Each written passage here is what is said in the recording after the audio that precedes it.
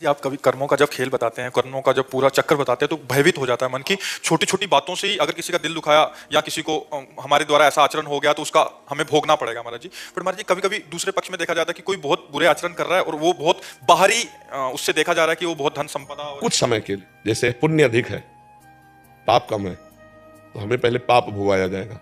ये हमारी सृष्टि भागवतिक विधान में है। पहले पाप भोगाया जाएगा और जहां ये खत्म हुआ तो पीछे का पुण्य और अभी का पुण्य प्रकाश ही प्रकाश, आनंद ही आनंद, कभी दुख नहीं भोगना पड़ेगा आगे। ये रहस्य हाँ, आंतरिक ये रहस्य है। देखो, महाराज नृग ने इतना दान किया कि दानियों में सर्वश्रेष्ठ नाम पड़ा। उनसे थोड़ा सा पाप बन गया, गाय जो दान न लेने वाले ब्राह्मण की गाय गौशाला आ गई और उन्होंने दान में दे दिया।